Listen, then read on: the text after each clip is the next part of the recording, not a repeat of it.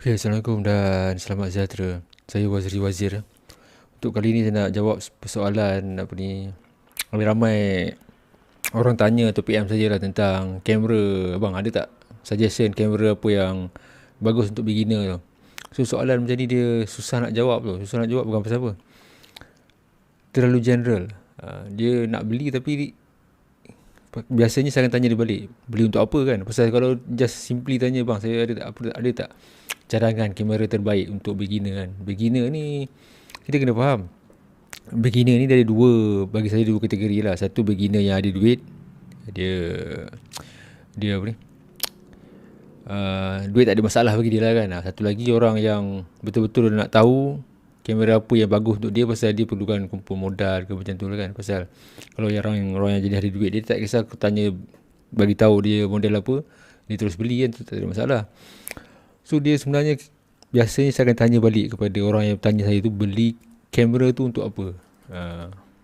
So kalau kita nak gambar sekadar jalan-jalan, melancong apa semua kan, kalau kita tengok kebanyakan tempat melancong ni orang bawa smartphone je dah cukup dah gambar tu. Pasal tujuan dia nak share di social media pun. Sekarang ni pun kalau untuk hobi, berapa ramai je orang yang nak print gambar kan. Memang kurang sangat. So ini kamera pertama yang saya beli ni, Nikon, kamera digital pertama yang saya beli, Nikon D70S ni. Dia lebih kurang 6 megapiksel saja. Masa tu ini yang saya mampu beli lah masa tu kan. Walaupun harga dia boleh kata mahal jugalah, dalam pada tahun 2005 tu dalam 3,500 dengan kit lens ni lah. Dan kamera ni pun saya pernah bawa naik ke puncak Gunung Kinabalu, dan banyak juga gambar. Dan kamera ni juga saya pernah rakam gambar-gambar bersejarah negara lah sebagai backup kepada gambar kamera jabatan yang ada dah. Dan hasil daripada gambar kamera ni walaupun 6 megapiksel, banyak juga digunakan untuk publication, majalah dan macam-macam lagi lah. Pasal waktu tu ini saja yang ada backup. Masa tu mula-mula tu jabatan tak ada banyak kamera digital kan. So kamera D70S ni, kalau nak bandingkan kualiti dari segi bukan gambar estetik atau seni tu, kualiti image digital tu kalau bandingkan kamera yang 20 megapiksel memang jauh beza lah kan. Tapi still boleh pakai gambar tu. So saya ingat lagi apa ni, saya pernah pergi satu fotografi talk oleh Rarindra Prakasa. Mungkin generasi baru tak kenal Rarindra ni siapa. Dia jurufoto daripada Indonesia. Stok ni tu dibuat di Times Square. Masa tu ada fotografi festival lah, ada banyak booth kan, ada talk sini. Saya travel pasal ni. Salah satu talk yang saya dengar daripada Rarindra Prakasa lah. Sebelum tu saya dah tengok dah gambar-gambar dia kan. Kepada generasi yang dah lama, dah lebih kurang 20 tahun dalam bidang ni, mungkin sebut nama Rarindra tu dah kenal lah. Dia banyak ambil gambar human interest lah. Kebanyakan jenis salon aja yang dia buat lah kan. Ayat dia yang sampai sekarang saya ingat, jangan diperalat oleh alat. Maksudnya jangan diperalat oleh alat. So maksud dia, jangan kita orang tergoda dengan kamera yang mahal dan mampu menghasilkan gambar yang bagus tau. Kamera hanya alat, betul lah. Kamera yang bagus tu boleh hasilkan gambar yang bagus dari segi kualiti digital tu. Tapi dari segi nilai, seni, estetika semua tu, semuanya bergantung pada fotografer. Komposisi, lighting semua kan. Macam inilah kepada orang baru lah tu, adik-adik yang baru yang sedang tengok sebenarnya YouTube ni. Kalau ada masa, tengok Rarindra Prakasa punya gambar Instagram dia ke website dia kan. Tengok gambar-gambar dia kalau boleh yang 15 tahun, 10 tahun lepas ni, kalau ada lah. Yang terbaru ni mungkin dia dah upgrade lah kan. Biasalah bila dia dah meningkat naik tu, dia dah mampu beli kamera mahal, dia beli dia kan. Masa dalam 15 atau 20 tahun dulu, kamera yang digunakan tu entry level tu. Dia ada kamera entry level, semi pro dan pro. Entry level ni kalau ikutkan kamera yang harga bawah 3,000 lah, masih mahal juga 3,000 ataupun 2,500 tu. Tapi kamera yang digunakan tu bukan pro. Sedangkan bila orang tengok gambar tu, orang ingat ni mesti guna kamera 5,000, 8,000 punya barang kan. Dia tak. Kekuatan gambar Rarindra tu selain daripada kekuatan skill editing dia, adalah permainan cahaya dia tu. Dia pandai orang tengok cahaya yang bagus tau, terutamanya ray of light tu. Ada orang komplain, ada orang tanya soalan pada dia, betul ke semua gambar-gambar dia kan, ataupun semua edit kan. Memang dia edit, tapi dia tunjukkan dekat penonton situ semua gambar-gambar raw yang sebelum edit tu. Gambar-gambar raw tu dia shoot raw lah. Dia ada raw, ada JPEG ni yang dah diproses di kamera. Raw ni dia belum raw lah, file raw, RAW, file mentah kan. Dia tunjuk gambar-gambar yang di shoot di Indonesia tu, yang ada ray of light waktu pagi, celah-celah pokok, celah-celah daun kan. Memang ray of light tu memang dah ada dekat situ. So bila edit, gambar tu jadi lagi cantik lah kan. Masa dia pakai tu, yang dia cakap jangan diperalat oleh alat tu, maksud dia kamera yang dia guna tu bukanlah, masa tu walaupun ada kamera harga 7,000, 8,000 dan atas lagi kan, dia guna kamera yang lebih kurang macam D70S je lah, model dalam 2,500, 3,000 macam tu lah, yang kebanyakan orang boleh guna lah. Kebanyakan orang yang minat fotografi lah kan. Walaupun kebanyakan orang sekarang ni, orang kata secara general, orang ramai ni mungkin nak beli kamera harga 1,000 tu mungkin agak tinggi kan. Tapi kepada peminat foto dalam 3,000 ke bawah tu, acceptable lah untuk orang beli kan. So kalau kita tengok gambar-gambar tu, kalau kita tak tahu kamera dia pakai, mesti kita anggap, ini mesti guna kamera 8,000, 5,000, 10,000 kan. Tak, dia gunakan kekuatan cahaya, permainan cahaya dengan orang kata apa, prop lah, pakaian, background yang digunakan benda tu. So kekuatan dia dekat situ. So kita janganlah bandingkan pixel tu. Orang kata ada setengah hari pixel people ataupun pixel picking ke macam tu. Maksudnya orang yang bila tengok gambar tu kan, dia nak tengok, nak zoom sampai detail, nak tengok sharp ke tak sharp. Itu bukan orang nak menghayati karya seni kan. Kita just nak tengok kalau gambar tu di dinding tu size A3 kan, kita tengok dari jarak yang sesuai, tak payahlah kita nak tengok sampai ke titik halus tu kan. Kita je nak appreciate dia punya seni kan.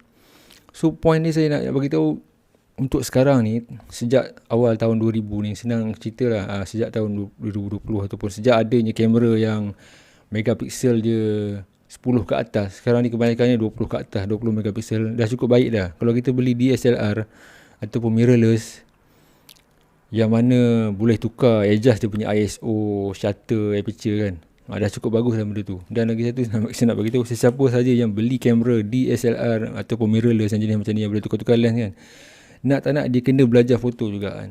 Dia tak boleh bayar 5,000, okey, set auto, shoot gambar terus cantik. Dia tak ada macam tu. Walaupun kita boleh bayar beli kamera harga 20,000 atau 30,000, gambar tu takkan automatik jadi cantik. Cantik ni maksud saya dari segi komposisi, dari segi lighting, dari segi seni, konten dalam tu kan. Benda tu semua kena belajar. Kamera yang mahal ni hanya boleh bantu kita dari segi teknologi dia lah, dari segi dapatkan exposure yang bagus, dapatkan orang kata apa, focusing yang sharp, tracking yang sharp untuk support macam tu kan. Tapi dari segi komposisi, dari segi cahaya mana yang bagus, dari segi kontras, dari segi nak dapatkan story dalam frame gambar tu kan, konten gambar tu, itu semua bergantung kepada jurufoto. Dan benda tu kena ada ilmu kan. Siapa yang beli kamera DSLR, dia kena belajar foto juga. Dia tak boleh, maksudnya kalau kita dah orang kata apa, berhajat nak beli kamera DSLR atau mirrorless yang mana kita boleh adjust button dia, aperture, shutter, ISO kan, memang kita kena belajar. Kalau kita tak belajar, memang rugilah pasal benda-benda tu lah. Sebab apa harga dia mahal tu, sebab benda-benda tu lah kita boleh customize sendiri. Dia bukannya, kadang-kadang ramai orang ingat, aku beli kamera harga 10,000 ni, apa gambar pun mesti macam cantik macam level National Geographic kan. Dia memang takkan macam tu lah kan. Pengeluar kamera memang akan, orang kata apa, akan tanamkan ataupun plan idea bahawa kalau kita beli kamera harga 10,000 ni, gambar memang cantik kan. Dia bukan macam tu. Pasal komposisi, lighting semua tu kita kena belajar. Dan kita ingat baliklah kata-kata Rarindra tu, jangan diperalat oleh alat lah. Jangan kita tengok brother tu pakai kamera brand ni harga 10,000, aku pun nak beli kamera dia lah, mesti gambar pun mesti power punya dia kan. Dia tak macam tu. Kita kena belajar. Sekarang ni kalau kita rasa mampu beli kamera harga 2,000, kita beli.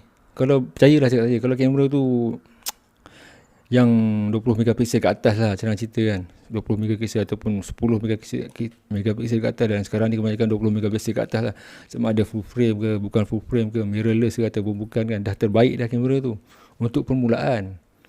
Pasal masa kita start foto ni, kita tak tahu bidang apa yang, kita tak tahu genre ataupun genre apa yang kita minat tu. Kita tak tahu, mungkin kita minat landscape, mungkin kita minat street kan, mungkin kita minat human interest, ataupun mungkin kita minat style dokumentari kan, ataupun makro kan. Benda tu kita tak tahu, kita kena explore.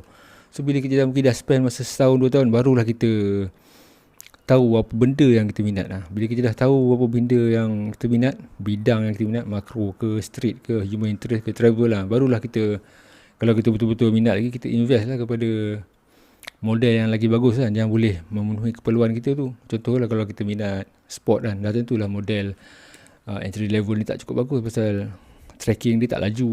Dia punya, kalau sport ni kadang-kadang high ISO dia perlu tinggi, terutama sukan-sukan indoor kan. Tapi biasanya kalau orang shoot sport ni dia dah level profesional lah, dia dah tahu dah apa dia nak dah. Tak ada orang yang baru beli kamera terus-terus shoot Piala Thomas atau Olympic kan. Dia memang tak ada macam tu.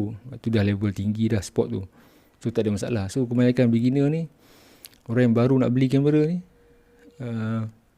dia pun tak tahu apa benda dia nak beli, dia pun tak tahu minat apa dia nak minat kan. So suggestion saya, beli model yang dia mampu dulu. Tapi sekarang ni percayalah, kamera sekarang ni, kamera yang harga 2,000, senang cerita 2,500, antara 1,500 hingga 2,500 dah cukup bagus dah. Dapat kit lens cukup, gunakan sebaik-baiknya, gunakan full maksimum apa benda yang dia boleh tu kan. Jangan fikir benda kamera tu yang tak boleh buat kan. Contohlah kita ada kit lens macam ni, kit lens dia 1870. Janganlah kita fikir nak shoot bird fotografi, biasanya orang pakai 300, 500 kan. Memang tak ada lah benda macam tu kan. Kita fikirkan apa benda yang paling maksimum kita boleh gunakan dengan lensa ni. Macam 1870 ni saya pernah bawa yang sebagai tahu atas puncak Gunung Kinabalu kan. Dan saya pernah ambil gambar pemimpin negara pakai kamera ni. Ada pakai juga gambar tu. Pasal kita kena tahu kekuatan equipment kita ni dekat mana, limit dia dekat mana kan. Macam lens ni tak boleh shoot makro, tak payahlah. Macam lens kamera ni dia high ISO dia tak bagus. So kalau saya shoot landscape, saya pakai ISO rendah, saya letak atas tripod. Janganlah bandingkan dengan yang lain lah. So kita kena tahu equipment kita tu kekuatan dia di mana, kelemahan di mana, dia kita gunakan dekat situ. Dan kalau ada duit lebih, saya suggest macam sekarang ni online kursus pun banyak di YouTube, free pun banyak kan, belajar tentang fotografi, beli buku ke. Kalau kita betul-betul serius lah, kalau kita just bang bagi tahu saya kamera apa yang bagus bang, nanti saya beli, beli betul nak harap terus gambar-gambar, petik terus, bayar, maksud apa, keluar kedai, masuk bateri apa semua, tekan P, program mode, shoot gambar terus jadi macam National Geographic punya level kan. Memang payah lah benda tu kan. Orang nak belajar tu ambil bertahun-tahun. So maksud saya macam tu lah. Sekarang ni kalau kita nak beli model kamera apa pun yang terbaru lah, senang cerita kan, antara 1,500 hingga 2,500 dengan kit lens tu, percayalah kamera tu dah cukup bagus lah untuk kita dah.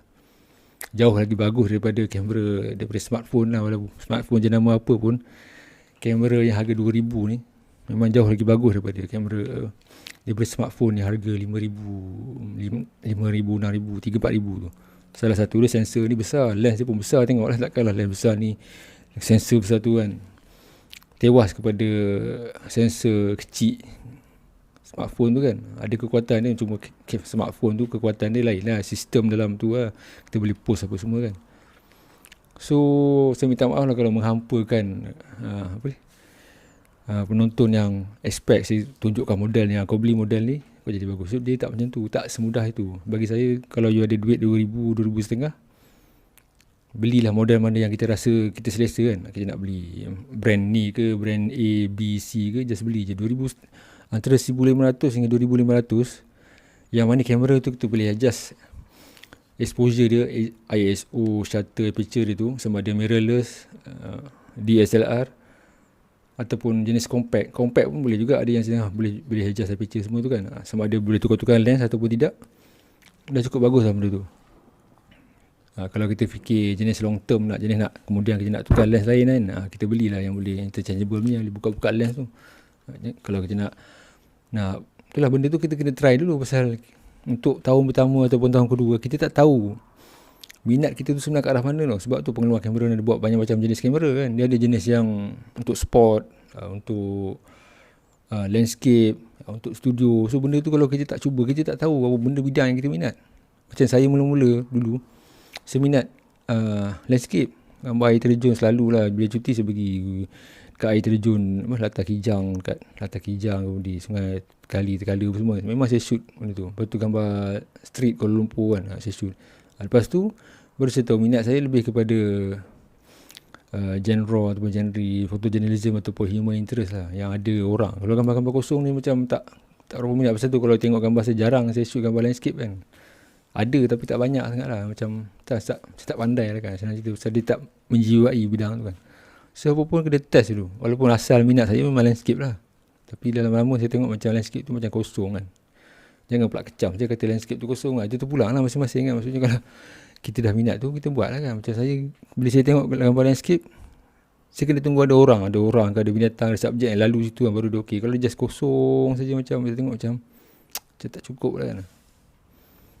Okay lah, itulah dia pandangan saya lah tentang kamera kan. Dan saya lagi nak cakap balik tentang yang apa yang Narendra kata tu. Jangan diperalat oleh alat lah. Jangan kerja tengok fotografer National Geographic dia pakai brand A, kamera ni, gambar dia power kan, aku beli pun gambar aku mesti jadi macam tu. Dia tak ada macam tu lah. Itu hanya orang kata apa, ilusi sajalah. Okay, terima kasih.